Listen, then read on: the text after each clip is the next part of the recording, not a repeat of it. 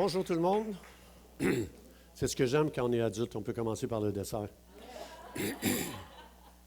Qui n'a pas aimé les restrictions quand il était jeune? Vous avez tous aimé ça? Je suis le seul? Oh boy! Moi, il ne fallait pas que tu me mettes une restriction, hein? La nature pécheresse sortait tout de suite. Alors, donc, je veux juste... Saint-Esprit, on t'invite. Jésus a dit, je te donne le meilleur guide de toute l'histoire de l'humanité.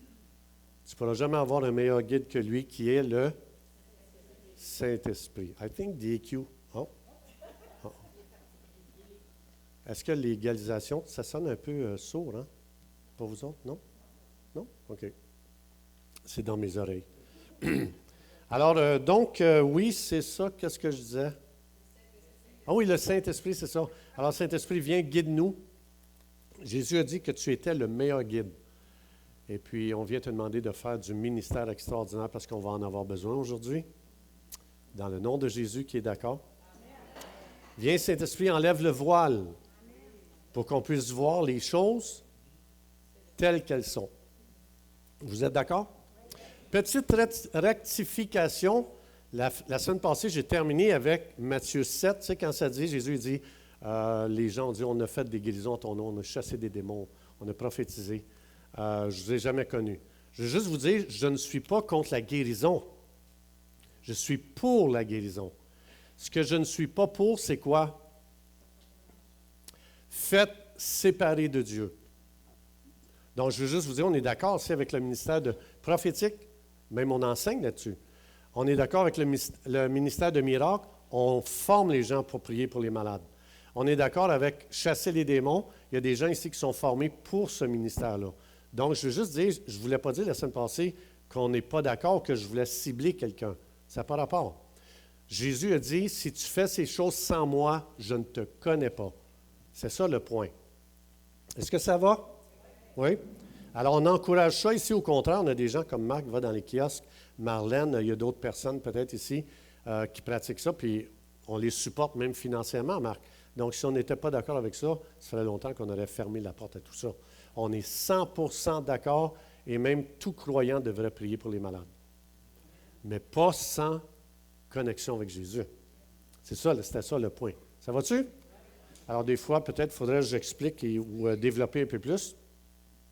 Mon temps est très limité, hein, puis il faut que je fasse valoir mon point en peu de temps. Donc, c'est pour ça que des fois, je n'ai pas le temps de tout développer. Alors, aujourd'hui, je vais toucher une corde très sensible au monde évangélique. Et puis, c'est pour ça que j'ai demandé l'aide du Saint-Esprit, parce qu'on ne peut pas faire ça sans lui. Alors, je continue lorsqu'on avait arrêté. Donc, on est dans Matthieu 24. Hein, pour les gens qui ne savent pas, les gens se posent des questions. Qu'est-ce qui se passe dans le monde? Le monde est bouleversé. Qu'est-ce qui se passe? On voudrait des réponses. Alors, c'est là-dedans qu'on est. Vous pouvez aller sur le site, le 1236, aller écouter les enseignements qui nous amènent là, parce qu'aujourd'hui, on est dans la série, on est rendu à la 8e partie de la série. Donc, mais vous allez quand même, vous allez avoir ce que le Saint-Esprit veut que vous ayez aujourd'hui, même si vous n'avez pas entendu le début. Alors aujourd'hui, je veux m'en aller ici dans lorsqu'on avait fini la semaine passée. Hein, si quelqu'un dit alors le Christ est ici, ou il est là, ne le croyez pas, car il va s'élever des faux Christ et des faux prophètes qui vont faire des miracles, blablabla. J'ai tout expliqué ça, qui sont enregistrés en passant ces miracles-là. Dans quel livre? Joseph Flavius, qui était un historien juif qui devait écrire, puis c'est drôle parce que j'ai lu quelque chose hier, il dit ça me fait tellement mal ce que je vois, parce que lui, il devait juste écrire les faits. Il ne devait pas mettre ses émotions, il ne devait pas commenter ce qu'il pensait de ça. Il dit, je trouve ça tellement dur de voir mon peuple souffrir et que je ne peux pas émettre mon opinion, je dois juste écrire les faits. Mais le gars, il souffrait terriblement quand il écrivait ça. Alors, il est sur le site, le 1236, ce livre-là, si jamais vous voulez aller le consulter. Puis si vous voulez savoir qu'est-ce qui est arrivé en l'an 70, vous devez aller dans la deuxième partie du livre. Hein, le premier, je pense, c'est l'histoire des Juifs. Puis la deuxième partie, c'est l'histoire de la guerre des Juifs. Donc, c'est dans la deuxième partie, vous allez trouver ce que j'avais partagé la semaine passée. Et si vous voulez savoir en l'an 70, qu'est-ce qui est arrivé. Alors, on va continuer ici. Donc, j'étais rendu à 25. Voici, je vous l'ai annoncé d'avance. Rappelez-vous que là, tout le monde criait que Jésus était revenu. C'est pour ça que vous allez voir dans les versets précédents, et encore les versets qu'on voit, tout le monde il disait « Jésus il est revenu, il est là! » Là, un autre criait « Non, Jésus n'est pas là, il est là-bas! » Fait que tout le monde criait que le Jésus était revenu, son second retour. Alors, Jésus va expliquer des choses très précises ici qui sont très importantes, puis que des fois, on a sorti du contexte, on va voir ça. Voici, je vous l'ai annoncé d'avance, si donc on vous dit, voici, il est dans le désert, n'y allez pas. Pas vrai. Voici, il est dans les chambres, ne le croyez pas. Car là, il va donner, ici, là, Jésus va donner une petite parenthèse, mais il ne développera pas ici concernant le point qu'on va voir. Il va développer dans la deuxième partie. Mais il veut juste vous dire, tout le monde vous dit que la parousie est arrivée. Alors Jésus dit, mon second retour, voici comment vous allez le reconnaître. Là, il fait une parenthèse, là, parce que les gens n'arrêtaient pas de crier ça. Il est là, il est revenu, il est là, il est là-bas. Fait que Jésus dit, non, non, non, non, non. Il dit, car comme l'éclair part de l'Orient et se monte jusqu'en Occident, d'une extrémité à l'autre de la planète, il dit, ainsi sera l'avènement. Ça, c'est très important. L'avènement, le mot parousia, c'est le mot utilisé pour décrire son second retour. C'est son second retour. Il revient sur la terre. Alors ici, parousia, je vais vous donner ici la définition de parousia. C'est ce qu'il est en train de dire là. Il dit, parousie, ça veut dire venir, apparaître ou présence. Ça décrit le second retour de Jésus sur terre, c'est-à-dire l'apparition finale. Parce que Jésus a expliqué qu'il reviendrait sur la terre. Donc, quand les gens vous disent, il est là, il est revenu, il est là, il est tel endroit, Jésus dit, non, non, non, non. Le seul signe que vous allez savoir, mon second retour, il dit, personne ne va le manquer, ça va illuminer de l'Orient à l'Occident. Tu ne pourras pas passer à côté. Personne n'aura besoin de te dire Jésus est revenu. Parce qu'il dit que ça va être une manifestation spectaculaire. Donc, tu ne pourras pas passer à côté. C'est ce que ça veut dire ici, parousie. Alors, il faut se souvenir de ça parce que là, il va parler d'une autre venue ici que beaucoup de gens mélangent, croyants. Donc, ainsi sera l'avènement, qui est parousia, du Fils de l'homme. En quelques lieux, ça je vais revenir là-dessus, en quelques lieux que soit le cadavre, parce que je dois vous expliquer, là on va parler de deux venues différentes. Parousia, puis une autre venue qui parle ici. Ça, je vais revenir sur 28 plus tard. En quelques lieux que soit le cadavre, ici, là ça sembleront les aigles. Et ça on l'a vu, aussitôt après ces jours de détresse, le soleil va s'obscurcir. Vous vous souvenez de ça, hein? Je vous ai expliqué la structure du gouvernement du Québec. C'était quoi le premier? Lieutenant-gouverneur. Alors, lui, il représente quoi dans les astres? Le soleil. Premier ministre, la lune. Les ministres, les étoiles. Et les mers, les astres. Alors, ça ici, c'était la première chose qu'on a souvent mal interprétée. Et là, il va dire, alors, le signe du Fils de l'homme. Là, il revient. Là, il sort de la parenthèse. Alors, le signe du Fils de l'homme paraîtra dans le ciel, toutes les tribus de la terre se lamenteront, et elles verront le Fils de l'homme. Voilà une autre venue ici. Mais ici, ce n'est pas parousie. Vous verrez le Fils de l'homme venant. Il vient. Le mot, en grec, c'est erchomai. Ce n'est pas parousie, là. Erchomai. Vous allez le voir venir sur les nuées du ciel avec puissance et une grande gloire. Il faut savoir ici que Jésus est en train de dire ceci, tous ceux de cette génération présentement, à qui je parle, vous allez expérimenter ça là, ici. Je vois déjà des points d'interrogation. Je comprends, on va le voir ensemble. Erchomai. Erchomai veut dire venir, ça veut juste dire venir. Mais ici, il rajoute, je ne fais pas juste venir, je vais venir sur des nuées. Puis je vais venir avec puissance et une grande gloire. Beaucoup de gens ont attribué que ça, c'est l'enlèvement de l'Église. Hein? Il vient sur des nuées, il enlève les croyants, puis il part. Pas vrai. C'est pas vrai. C'est pas ça qu'il dit ici. Jésus, ici, dans le contexte de Jérusalem assiégée. On va voir. Alors ici, il dit, il enverra ses anges avec la trompette retentissante, ils rassembleront ses élus des 4 vents, depuis une extrémité des cieux jusqu'à l'autre. Instruisez-vous par une comparaison, tirez du figuier, je vais revenir là-dessus. Dès que ses branches deviennent tendres et que les feuilles poussent, vous connaissez que c'est l'été qui est proche. De même, quand vous verrez toutes ces choses, sachez que le Fils de l'homme est proche à la porte. Puis nous autres, on mélange toutes les choses ici, mais on va voir. Je vous dis en vérité, cette génération ne passera point que toutes ces choses n'arrivent. Cette génération va voir le Fils de l'homme venir sur des nuées. Ont-tu vraiment vu Jésus venir sur des nuées? Oui. Oui. Le problème, c'est qu'on ne sait pas ce que ça veut dire venir sur des nuées. Alors, on va aller voir qu'est-ce que ça veut dire venir sur des nuées. Je m'en vais ici. Ce qu'il faut savoir, c'est une expression utilisée par les prophètes de l'Ancien Testament. Donc, Jésus il a juste repris une citation que les prophètes faisaient dans l'Ancien Testament. Alors, on va aller voir quand un prophète utilisait l'expression « Dieu qui vient sur des nuées », qu'est-ce qui se passe? Alors, je m'en vais dans Ésaïe 19, c'est-à-dire je suis dans l'Ancien Testament. Et voici ce que le prophète va dire ici, Ésaïe. Oracle, Massa, qui veut dire fardeau sur l'Égypte. Ce qui veut dire, il y a un poids qui pèse sur toi, Égypte. Il y a un poids très pesant. C'est-à-dire, tu vas t'écrouler sous ce poids. On va voir ça un petit peu, qu'est-ce qu'il dit ici. Voici l'Éternel est monté sur une nuée rapide. Ah! Il vient en Égypte. Dieu est venu sur des nuées en Égypte. Alors, ma question, c'est comment ça se manifeste que Dieu vient sur des nuées en Égypte?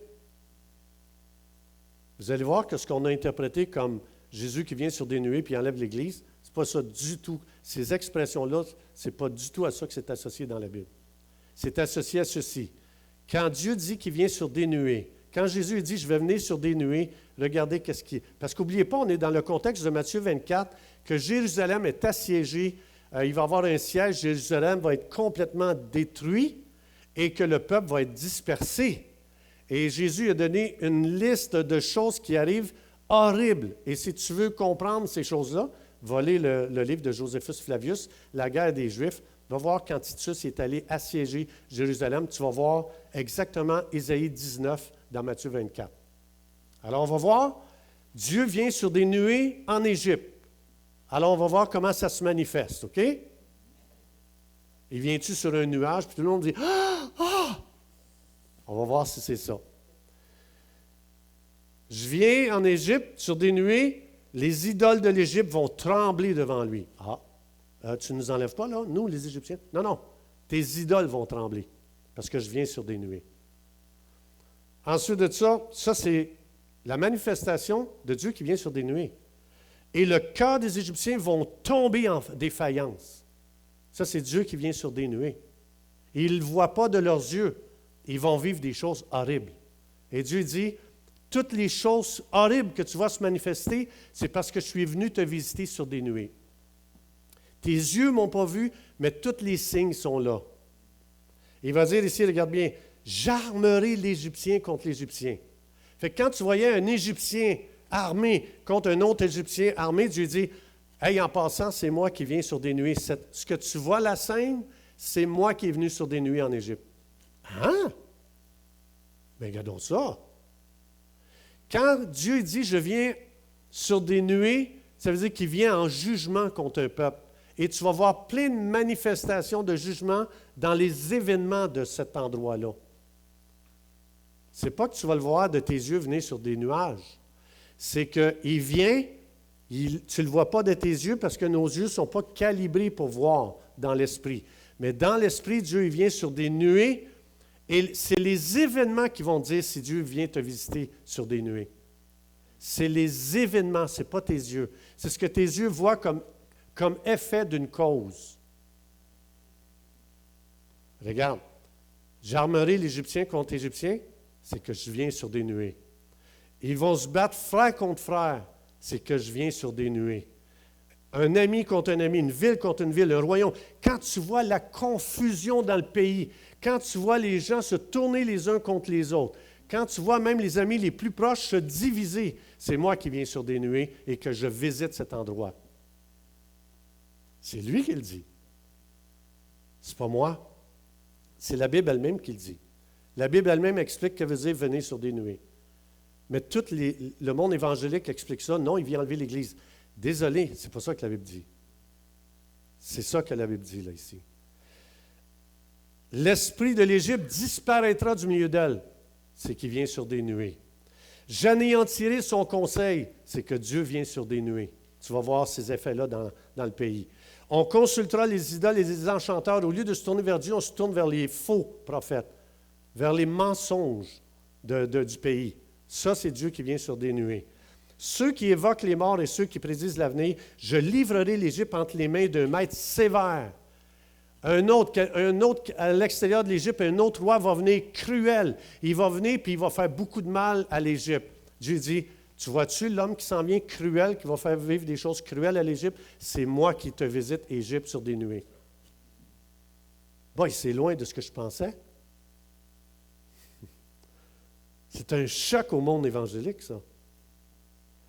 Un roi cruel dominera sur eux. Donc, l'Égypte va perdre sa liberté et c'est des étrangers qui vont venir et qui vont asservir l'Égypte. Ils vont leur faire vivre des choses très difficiles parce que ce roi-là, il est très cruel. Dieu dit, le roi cruel qui vient, c'est moi qui viens sur des nuées. Visiter l'Égypte, juger l'Égypte. Ensuite, il va dire, dit le Seigneur, l'Éternel des armées, les eaux de la mer se tariront. C'est encore, vos eaux seront plus buvables. C'est Dieu qui te visite sur des nuées. Ensuite, il va dire, les fleuves vont devenir secs et arides, sécheresse. C'est moi qui vous visite sur des nuées, Dieu dit. Ensuite, les rivières seront infectes, l'eau empoisonnée. C'est Dieu qui vient sur des nuées. Ensuite, il va dire, les canaux de l'Égypte seront bas et desséchés. C'est une visitation de Dieu sur des nuées. C'est tous des signes d'une cause spirituelle. Ça veut dire que quand Dieu se déplace sur des nuées, il vient sur des nuées dans un pays, dans une ville ou dans un endroit, une province, vous allez voir cette province-là ou ce pays-là chamboulé, complètement bouleversé. Dieu est en train de visiter ce pays sur des nuées. Parce qu'il vient en jugement. Ensuite, les joncs et les roseaux se flétriront. Les plantes vont sécher. Vous allez voir une sécheresse. Les gens vont manquer de nourriture. Ici, c'est ça qu'il va dire. Ce ne sera que nudité le long du fleuve. Plus de plantation. Plus personne ne peut planter le long des eaux. Et l'embouchure du fleuve. Tout ce qui aura été semé du fleuve se desséchera, se réduira en poussière et périra. Les pêcheurs gémiront. Tout ça, c'est Dieu qui vient sur des nuées. On est en train de voir ici, on est en train d'assister à un jugement de Dieu envers une nation. Parce que les péchés de cette nation est monté au plafond. Et Dieu dit, désolé, il faut amener un jugement dans cet endroit. Les pécheurs gémiront, tous ceux qui jettent l'hameçon dans le fleuve se lamenteront. Il n'y a pas un endroit qui n'est pas touché, la plantation, les eaux, les animaux marins sont touchés. Les animaux terrestres sont touchés, les humains sont touchés, tout est touché. Tout l'écosystème est touché parce que Dieu est venu sur des nuées juger cette nation. Et ceux qui étendent les filets des eaux seront désolés, ceux qui travaillent le lin peigné et qui tissent des étoffes blanches seront confus. Il est en train de dire, peu importe ton métier, tu vas être touché. L'alimentation va être touchée, les finances vont être touchées, les relations vont être touchées, les gouvernements vont être touchés. Tout va être touché. Tout va y passer parce que Dieu vient sur des nuées. Juger cette nation. Le soutien du pays seront dans l'abattement. Tu ne pourras plus jamais te tourner vers personne pour avoir du soutien. Ça va être chacun pour soi. C'est Dieu qui vient visiter cet endroit sur des nuées. Tous les mercenaires auront l'âme attristée, y compris les bandits, etc., etc. Quand Jésus a dit, « Vous verrez dans votre génération le Fils de l'homme venir sur des nuées », qu'est-ce qu'il voulait dire? Jérusalem va manger une volée incroyable. Tout va être touché. Tous les écosystèmes de Jérusalem vont être massacrés. C'est le signe que je suis venu visiter Jérusalem sur des nuées, dans votre génération. C'est pour ça que Jésus dit, tout ce que je viens de vous dire, cette génération va le vivre. On va aller en voir un autre, au cas des fois vous ayez des doutes. Je m'en vais dans Psaume 18, du serviteur de l'Éternel de David qui adressa à Adonai les paroles de ce cantique, lorsqu'Adonai l'eut délivré de la main de tous ses ennemis et de la main de Saül. Le contexte, c'est quoi? David qui écrit le psaume. David, il explique qu'il est poursuivi injustement et cruellement par le roi qui est en place, qui est archi jaloux de David. Alors ici, David écrit dans le psaume, il va écrire, Seigneur, j'ai besoin d'aide parce que ce roi cruel, Saül, il est injuste envers moi. Il fait des choses injustes. C'est un meurtrier. Tu me dis que je serai assis sur le trône d'Israël. Alors le psaume parle de ça ici. Il demande que Dieu vienne le délivrer de la main de Saül. C'est David qui demande ça. Voici qu'est-ce que Dieu va faire. Alors Dieu s'élevait il s'élevait de la fumée de ses narines à Dieu. Et un feu dévorant sortait de sa bouche. Et il en jaillissait des charbons embrasés. Il abaissa les cieux et il descendit. C'est David qui a demandé de l'aide. Dieu va descendre avec une épaisse nuée sous ses pieds. David a invité Dieu à venir dans une situation injuste. Et Dieu dit, « OK, je vais répondre à ta prière, je vais descendre et je vais aller visiter Saül sur des nuées. » Encore une fois. Et regardez bien qu'est-ce qui va arriver. Il était monté, Dieu, donc il explique, Dieu était monté sur des chérubins. Il n'y a personne qui a vu les chérubins. Dans le monde de l'esprit, Dieu vient sur un chérubin entouré d'une nuée. C'est ça ici le contexte. Donc, chérubin, c'est les anges qui gardaient le trône de Dieu. Hein. Vous savez, Satan était un chérubin. Dieu était monté sur un chérubin et il volait, il planait sur les ailes du vent, il faisait des ténèbres sa retraite et sa tente autour de lui. Il était enveloppé des eaux obscures et de sombres nuages. Quand Dieu vient pour libérer David, juger Saül, Dieu vient, il est sur un chérubin, un ange, très élevé, et il est entouré de nuées. Qu'est-ce qu'il va venir faire, Dieu? De la splendeur le précédait, s'échappaient les nuées, encore une fois, parce qu'il vient sur des nuées. L'encens de la grêle et des charbons de feu. Qu'est-ce qu'il fait, Dieu? Il ne vient pas enlever David. Il vient troubler toute la création. Il vient troubler tous les événements pour libérer David. Jugement contre Saül. Dieu qui vient sur des nuées. Alors Dieu dit, il a lancé de la grêle, il a lancé des charbons de feu. Manifestation que Dieu vient sur des nuées. L'Éternel tonna des cieux. Il a shaké la création. Le Très-Haut fit retentir sa voix avec la grêle et le charbon de feu. Toi, tu vois juste la grêle, Dieu dit, ça c'est ma voix qui fait faire ça, parce que je suis ici, je suis venu sur des nuées, et vous allez voir toute la nature chamboulée. Il lança ses flèches et dispersa mes ennemis. Qui étaient les ennemis de David? Saül et tous les gars qui étaient avec lui. Regarde qu'est-ce qu'il dit. Je vais lancer des flèches. Dans le monde physique, tu ne les vois pas, mais dans l'esprit, Dieu lance des flèches et Saül est atteint et tu vas le voir se manifester différemment dans le monde physique. Mais la flèche a été lancée dans l'esprit contre Saül et tous ses hommes. Et ça s'est manifesté dans le monde physique complètement d'une autre façon. Mais c'est que spirituellement, comme on a vu il y a 2 semaines, quand Dieu il parle du soleil qui représente la tête, la lune, etc., c'est encore un langage prophétique, ça ici, symbolique. Ce sont des métaphores dans le monde de l'esprit qui vont se manifester d'une autre façon dans le monde, comme Si, quand Dieu dit le soleil va tomber, puis tu vois le premier ministre, les gens se soulever contre le gouvernement, il faut tomber le gouvernement, toi, tu vois des hommes tomber. Mais dans le monde de l'esprit, c'est un soleil qui est tombé. C'est pareil. C'est un langage prophétique. Le langage qu'on a tellement de difficultés à comprendre, nous, surtout en Occident.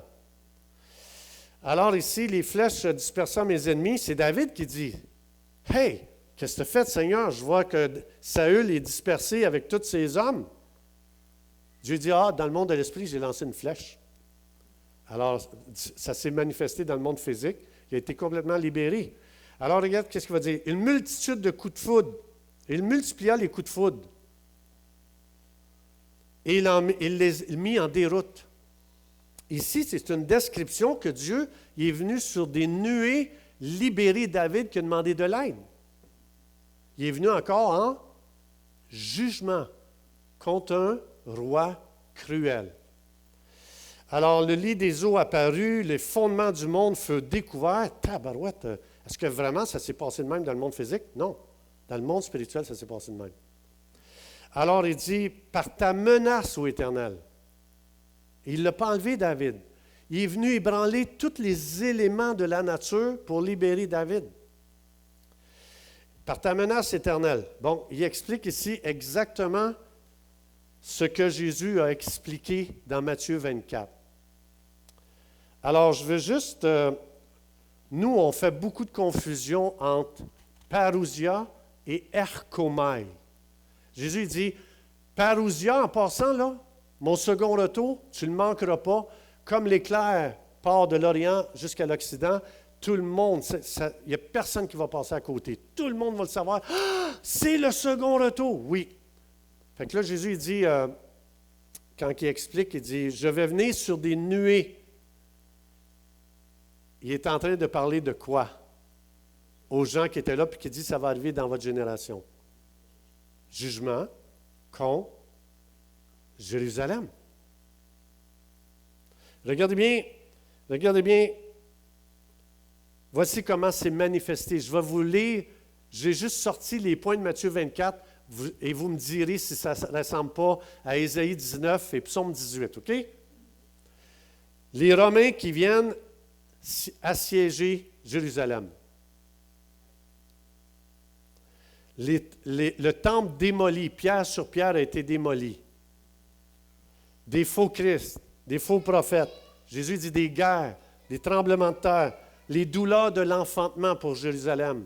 Jésus explique, il dit, on va vous livrer au tourment. Jésus dit, vous allez vous entretuer les uns les autres à Jérusalem. Jésus dit, vous allez vous trahir, vous allez vous haïr. L'amour du plus grand nombre se refroidira. Vous allez devenir, là ici je vais dans Joseph Flavius, vous allez devenir cannibale. La mère même va manger ses petits. L'abomination de la désolation dans le temple. Obligés de fuir dans les montagnes. Ceux qui essayaient de fuir, ils étaient crucifiés. Les Romains avaient fait un cercle autour de Jérusalem, des milliers de croix qui étaient montées pour que n'importe quel juif qui voulait fuir Jérusalem, on les crucifiait. Et ça dit qu'il y en avait tellement qui cherchaient à fuir que les Romains ne fournissaient pas à crucifier les gens sur les croix, les Juifs. Ils ne fournissaient pas. Du matin au soir, il restait encore une grosse gang à crucifier le lendemain. Ils ne pouvaient même pas crucifier tous les gens qui fuyaient Jérusalem. Jésus avait dit comment? Dans les montagnes. C'est vers là qu'il faut vous aller. Alors ici, les femmes enceintes, il dit malheur à eux autres parce qu'elles sont piégées. Ils ne peuvent pas bouger facilement. Il y aura une détresse si grande qu'il n'y en aura jamais eu depuis le commencement du monde et il n'y en aura jamais une pareille comme Matthieu 24, en l'an 70. Ça ressemble-tu à Psaume 19, à Ésaïe 19? Oui ou non? C'est ça que Jésus expliquait. Tout œil va le voir. Tous ceux qui étaient là à Jérusalem, ils ont vu tous les événements qui sont arrivés à Jérusalem. Ils ont été témoins, comme Ésaïe 19, l'Égypte a été témoin que Dieu est venu sur des nuées par les choses qui se sont passées, par les malheurs qui ont frappé l'Égypte. Par les malheurs que Jérusalem a été frappé, Jésus dit, ça c'est Dieu qui vient sur des nuées pour juger Jérusalem. C'est pour ça que c'est arrivé dans leur génération. Jésus n'a pas menti. C'est parce que nous ne comprenons pas le langage biblique, surtout hébraïque. L'hébreu, c'est une langue très, très, très imagée. Fait que quand eux autres, ils comprenaient, les Juifs, qu'est-ce que Jésus... Parce que je vais vous montrer un petit peu plus loin, quand Jésus a dit ça aux pharisiens, ils ont déchiré leurs vêtements quand il dit « Vous allez me voir venir sur des nuées ». Ils savaient que ça voulait dire un jugement. Ils ont déchiré leurs vêtements. C'est blasphème, c'est un blasphème. Parce qu'il n'y a que Dieu qui peut venir sur des nuées. Fait que quand Jésus... Fait que les autres, ils savaient que ça voulait dire. Jésus n'a pas eu besoin d'expliquer ce que ça voulait dire aux pharisiens. Ils comprenaient cette expression-là. Il y avait une culture hébraïque. Nous, on lit ça, et nous, suite dans l'Église évangélique, on va dire, tiens, regarde, ça c'est un verset pour l'enlèvement. Non! Ce n'est pas un verset pour l'enlèvement. C'est un verset pour un jugement de cette génération-là, dans ce temps-là. Alors, donc, Jésus a utilisé cette expression pour expliquer que Jérusalem, vous allez passer au jugement et vous allez le voir se manifester dans toutes les manifestations physiques à travers les Romains, l'armée romaine qui vient, et vous allez voir toutes les horreurs qui vont se passer. C'est Dieu qui vient te visiter en jugement à Jérusalem. Ils savaient qu'est-ce que Jésus voulait dire aux autres. Nous autres, on ne sait pas trop ce que ça veut dire parce qu'on ne connaît pas ces expressions-là. Et c'est pour ça que j'ai beaucoup de grâce pour l'Église évangélique, parce qu'on ne connaît pas le langage hébraïque. Alors, j'ai une question pour vous. Là, on va parler de nous. En 2020, qu'est-ce qui est arrivé à la planète Terre? Confiné. Ensuite, les entreprises fermées. Ensuite,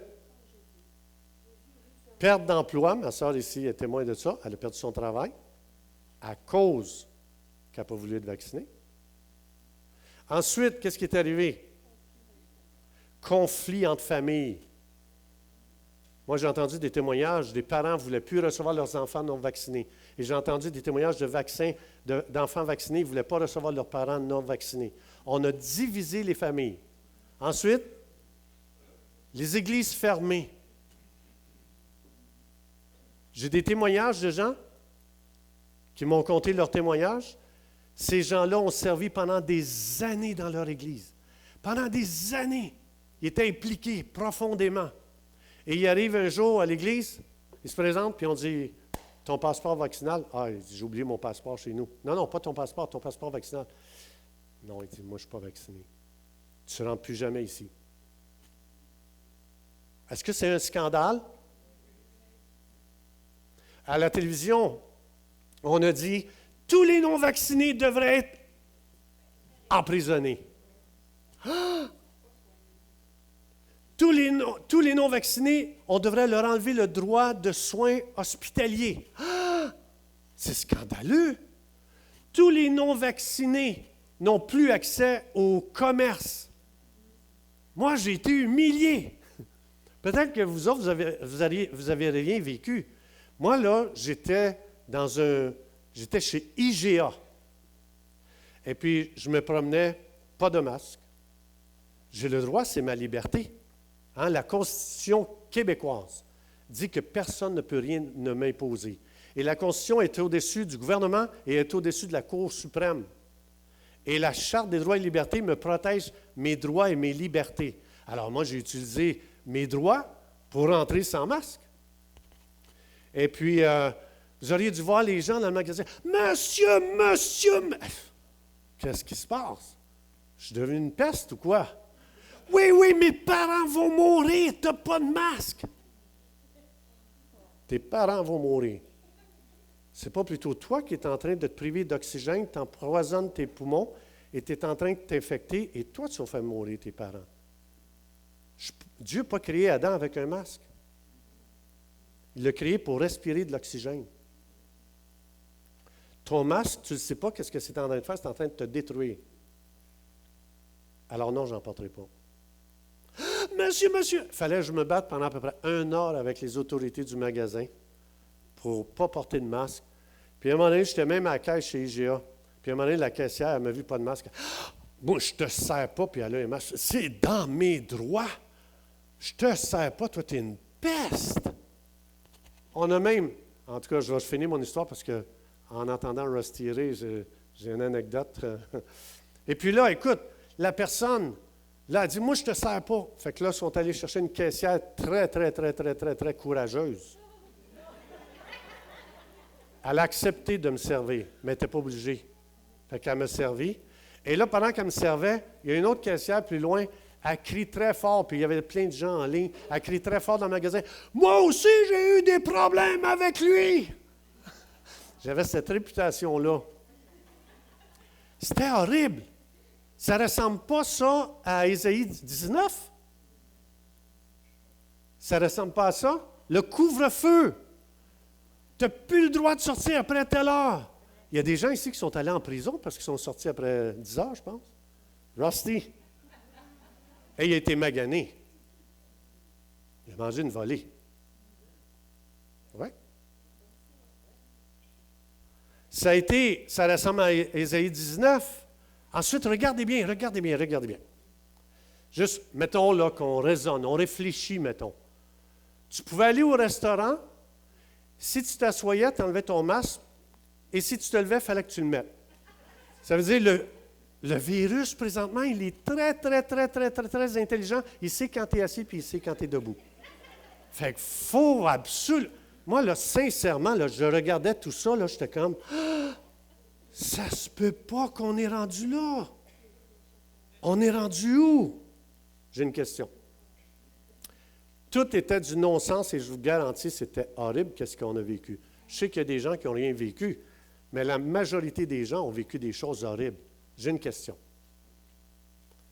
Ça se pourrait-tu que Dieu est venu nous visiter sur des nuées en 2020? Oui. Qui a dit ça? Il est encore là? Oui. Alors Manon, félicitations. Sachez que ce n'est pas terminé. Maintenant, on a trouvé une autre raison d'oppresser les peuples. C'est quoi? Changement climatique. Alors là, il va y avoir plein de restrictions. On va vous taxer. On va vous surtaxer encore et encore. Et ce n'est pas juste fini, c'est le carbone. Et là, on est accusé qu'on est en train complètement de faire mourir la planète. Nous, les humains, on est trop là. Il faut comprendre où est-ce qu'ils vont aller. Ça ressemble-tu à Ésaïe 19, ça? Ah, là, les fermiers. Vous avez vu les fermiers, là, dans plusieurs pays? Avez-vous vu au Québec, les fermiers se sont levés? Vous avez vu? Où? À Rimouski. Ils se lèvent contre qui? Le gouvernement. Avez-vous vu au Mexique, qu'est-ce qu'ils ont fait les Mexicains? Ils ont pris un pick-up et la foule, ils se sont tassés puis ils ont laissé le pick-up défoncer les portes de la maison du président. Et le peuple se soulève contre le... Ça ressemble-tu au soleil, la lune et les étoiles qui vont tomber? Est-ce qu'on réalise dans quel temps nous sommes? Maintenant, regarde bien. Quand Dieu vient sur des nuées, il vient en jugement, est-ce que l'Égypte a été changée après tout ce qu'on a lu? Ben oui, elle s'est effondrée, l'Égypte. C'est-à-dire, c'est devenu complètement une autre saison pour l'Égypte. Quand Dieu est venu visiter Jérusalem sur des nuées, est-ce que Jérusalem a été pareil après? Jamais. Le temple détruit, les Juifs dispersés à travers le monde. On a tué 1 million de Juifs et on en a vendu 2 millions en esclavage dans d'autres pays. Est-ce que les Juifs ont été pareils après? Quand Dieu vient sur des nuées en jugement, vous devez savoir, c'est pour entrer dans une nouvelle saison. Et depuis 2020, je crie de toutes mes poumonettes. On a passé à une nouvelle ère. Ça, c'est mon opinion. Hein? Vous n'êtes pas obligé d'adhérer à cette opinion-là. Quand j'ai vu toutes les manifestations physiques en 2020, j'ai fait comme « Boy, c'est un jugement de Dieu. » Et c'est exactement ce que Dieu a dit. Et Dieu, il vient sur des nuées en jugement parce que Dieu dit, la petite saison du temple est terminée. C'est les gens qui vont devenir le temple de Dieu. Je dois laisser détruire le temple à Jérusalem. Parce que chaque personne qui invite Jésus dans sa vie devient le temple du Saint-Esprit. Alors, on passe à une nouvelle ère, alors on peut tout détruire, et les gens ne savent pas. Mais Joséphus Flavius, il dit dans son livre que Israël est venu à son top de corruption quand Jésus est venu. Et en l'an 70, il avait atteint le maximum de corruption possible. Qui ici garderait son deck de bois pourri? Qui le garderait, puis il inviterait des gens à marcher sur son deck pourri? Qui ferait ça ici? Qui? Quand Dieu voit qu'un pays est rendu tellement corrompu et pourri, qu'est-ce qu'il y a de mal à dire, moi, je n'ai jamais trouvé ça de mal qu'on enlève un deck pourri puis qu'on en refasse un neuf? Hein? Êtes-vous d'accord? Bon, bien, si Dieu dit le temple, ça ne sert plus à rien, les Juifs, le rituel des animaux, ça ne sert plus à rien, la corruption est rendue dans le tapis. Bon, bien, Dieu dit, je laisse les Romains faire ce qu'ils veulent. Je ne les empêcherai pas. On n'a jamais été capable de toucher au temple tant que Dieu n'a pas laissé les Romains venir et détruire ce qui était devenu inutile. Alors, moi, interprétation personnelle, hein, je ne dis pas c'est biblique, là. C'est moi personnellement. Moi, je regarde en 2020, Dieu a regardé ça, il dit, il faut passer à un nouvel âge. Hein, ce n'est pas le nouvel âge, le mouvement. On passe à une nouvelle époque, une nouvelle ère. Alors Dieu dit, les choses vont toutes changer. Et je vous dis, attachez votre sucre. On ne reviendra plus jamais comme on était avant. Là, on tombe dans le changement climatique. Vous allez voir ce qu'ils vont faire avec ça. Ils ont déjà préparé des vaccins contre le changement climatique. Vous devez savoir ça, là. Et là, ils annoncent un virus terrible. Et là, ils ont déjà préparé les vaccins, ils sont déjà préparés et ils veulent envoyer ça partout dans le monde. La Russie a averti, les autorités russes ont averti, ils ont dit, faites attention, faites attention. Ils ont préparé un nouveau virus, ils ont préparé un nouveau vaccin, ils veulent tuer les populations du monde. Ça, c'est les autorités russes qui avertissent à la télévision. Il faut qu'ils soient sûrs de ce qui avance. Alors, c'est juste pour vous dire, c'est pas terminé, là. Et c'est pour ça que je sens tellement l'urgence dans mon cœur de parler des choses qu'on a mal interprétées pour qu'on puisse se réajuster, pour comprendre, avoir des lentilles qui sont capables de comprendre qu'est-ce que Dieu fait dans notre génération. Je suis obligé d'arrêter, vous êtes trop sérieux. Père, dans le nom de Jésus, on vient te remercier pour la parole de Dieu. On vient te remercier surtout pour le Saint-Esprit. Le Saint-Esprit qui est là, tu nous l'as donné pour qu'il soit notre guide. Et on vient à toi, Saint-Esprit, on vient te demander une chose, c'est qu'on refuse de rentrer dans la peur. Jésus a dit 366 fois dans la Bible, ne crains pas. Il a même pensé à l'année bissextile. Alors, ce que ça veut dire, on ne doit pas craindre. Jésus dit, quand vous allez voir des choses horribles, levez vos têtes. Votre délivrance est proche. La raison pourquoi que ça, c'est en train d'arriver, c'est pour nous délivrer de l'esclavage de tous les systèmes dans lesquels on était pris et qu'on ne savait même pas. L'esclavage financier, l'esclavage médical, l'esclavage éducationnel, l'esclavage gouvernemental. Dieu, il vient pareil comme il est venu avec Moïse en Égypte pour libérer son peuple de l'esclavage. Mais on s'est tellement habitué à l'esclavage que maintenant, avant qu'on se réveille pour réaliser dans quel esclavage on vivait, ça va demander tout un choc. Et c'est pour ça que Dieu vient ébranler tout, absolument tout. Déjà, les fermiers, je vais juste vous dire, en France, je regarde des vidéos, et en France, les tablettes sont vides. Plus de nourriture. Donc, ça veut dire que ça va amener, comme on a vu dans Ésaïe 19. Ésaïe 19, c'est exactement ça. La bouffe était touchée. Les gens n'avaient plus de bouffe. Et ça, ce n'est pas pour rentrer dans la peur. Dieu dit, prépare-toi. Regarde les signes qui sont là.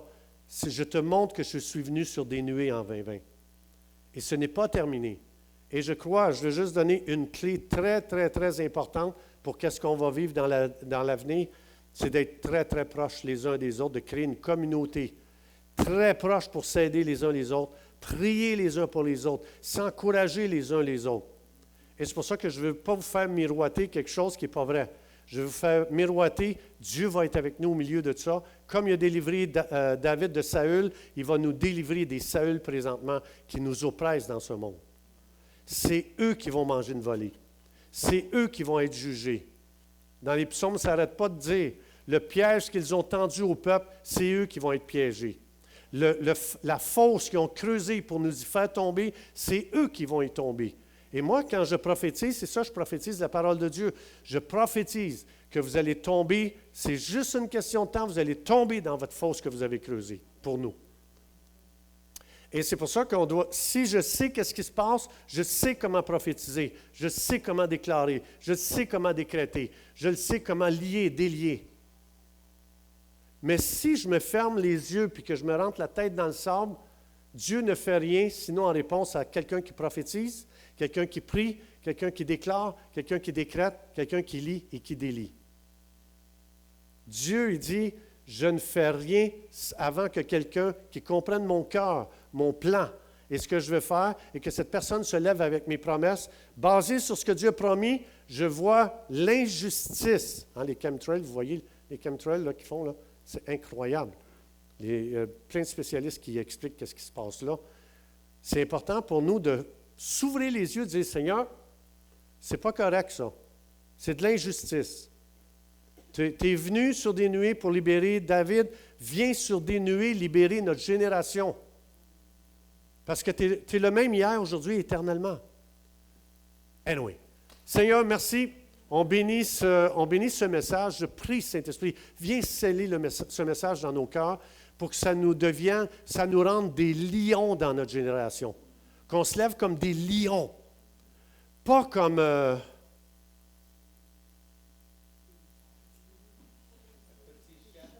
Hein? Oh non, non, hey, ne touche pas aux chats. J'ai une amie ici qui aime les chats. Il ne faut pas toucher aux chats. À quoi on pourrait toucher, donc? Aux chiens! Non, mais vous comprenez ce que je veux dire? C'est le temps de se lever avec des cœurs de lion. C'est le temps de chercher Dieu, c'est le temps de faire appel à Dieu, c'est le temps de demander à quoi je sers dans cette génération, pourquoi je suis vivant là quand tout ça se passe. C'est quoi mon rôle? Si on prie comme ça, Dieu va nous montrer c'est quoi notre rôle. Et moi, Dieu me dit, ton rôle, tu vas te lever et tu vas éduquer mon Église sur qu'est-ce qui se passe et pourquoi ça se passe. Pour que les gens puissent savoir comment est-ce qu'ils peuvent se positionner pour la victoire. Et la victoire vient, dans Psaume 3, ça dit, l'aide, la délivrance et la victoire viennent d'Adonai seul. Ce n'est pas un gouvernement qui va nous délivrer. Ce n'est pas une espèce d'héros qui va nous délivrer, à moins que Dieu en utilise un. Il faut crier à Adonai. Et c'est Adonai qui va trouver le moyen de nous libérer de ce qui se passe présentement et des plans qu'ils ont pour oppresser les nations. Et c'est pour ça que Dieu nous a donné ça. Et c'est pour ça que moi, je regarde, je vois plein de gens se lever avec plein d'idées. C'est super. Puis il faut se lever. On ne peut pas rester assis. Il faut se lever. Mais il faut se lever avec la pensée que moi, je vais faire appel à Adonai. Et que je sais que Adonai seul va nous libérer de ce qui se passe présentement. Premièrement, c'est beaucoup trop gros. C'est beaucoup trop grand. Il y a n'importe qui veut se lever contre ça, écoute, il est éliminé dans un claquement de doigts. Ce que ça veut dire, c'est qu'il faut réaliser, c'est tellement big qu'il faut crier à Dieu. Il faut faire appel à lui. Et Dieu va venir, et je crois qu'il est déjà là, sur des nuées, dans le monde entier, et qui est en train de juger la corruption des nations, des pays. C'est pour ça que présentement, qu'est-ce que ça veut dire que tous les fermiers du monde se lèvent contre les gouvernements? Ça veut dire que Dieu est venu sur des nuées et il est en train de juger les gouvernements. Ce n'est pas un hasard, qu'est-ce qui se passe? Si on interprète bien les Écritures, on est capable de connecter les événements avec qu'est-ce qui se passe. et avec ce que Dieu fait. Mais si on interprète mal, mettons, j'interprète ça comme c'est l'enlèvement de l'Église. Ben, je suis là, moi, je dis, moi, je fais juste attendre qu'on lève, là, tu sais. Et ça a l'air de rien. L'Église va tellement être déçue de voir à travers quoi qu'elle va passer, qu'après ça, les gens peuvent abandonner la foi. Et après ça, il est où Dieu? Il avait dit qu'il nous enlèverait, là. Non, il avait dit qu'il viendrait en jugement, là. Ce verset-là veut dire ça. Et c'est pour ça que c'est archi important de bien interpréter les Écritures pour ne pas rentrer dans un désespoir puis une déception inutile. C'est plutôt, il faut se positionner. C'est le temps d'être fort. C'est le temps d'être ce que Dieu a dit qu'on était. Vous êtes des gens, tout ce que vous allez lier sur la terre, je vais le lier au ciel. Tout ce que vous allez délier sur la terre, je vais le délier au ciel. C'est le temps de se lever avec notre identité et de dire, moi, je vais faire la différence. Moi, je sais comment prophétiser. Moi, je sais comment déclarer. Moi, je sais comment lier. Moi, je sais comment délier. C'est le temps de se lever avec, si je suis passif, rien ne va se passer. Je vais manger une volée par ce qui est en train de se passer. Mais si je fais comme David, si je dis, je fais appel à toi, Seigneur, viens sur des nuées. T'es fini, Saül. T'es fini. Et après, David a eu un avenir super florissant. Si l'Église a des yeux spirituels pour voir ce qui est en train de se passer, elle va savoir comment faire appel à Dieu. Et il va se passer quelque chose. Mais si l'Église, elle ne sait pas elle-même, laissons passer ça, oublions ça. Jésus va dire, j'aurais répondu à tes paroles prophétiques, j'aurais répondu à tes décrets, j'aurais répondu à ton liage et déliage. Mais puisque tu ne demandes rien, Jésus il dit, demandez, vous recevrez. Tu n'as pas demandé? Il dit, vous ne recevez pas parce que vous ne demandez pas. Alors, si je suis comme ça devant les événements, je ne veux rien savoir, je ne pourrai pas demander. Pas demander, il ne se passera rien. Mon but, c'est qu'on devienne conscient de qu'est-ce qui se passe pour savoir comment se lever et quoi faire. Pour faire la différence dans notre génération. Savez-vous que vous pouvez sauver le Québec? Savez-vous ça? En faisant comme si rien n'était. Okay. OK. Comme Jésus a dit, tu ne recevras pas si tu ne demandes pas. Si tu demandes, tu vas recevoir. C'est le temps. Église, c'est le temps d'avoir des yeux à la tête. C'est le temps d'avoir des yeux spirituels et d'utiliser nos armes spirituelles avec ce qui se passe présentement. Dans le nom de Jésus, je bénis ce dimanche, je bénis chaque personne qui est ici dans le nom de Jésus et je vous souhaite une excellente semaine, plein de courage et plein de joie dans le Saint-Esprit. Amen.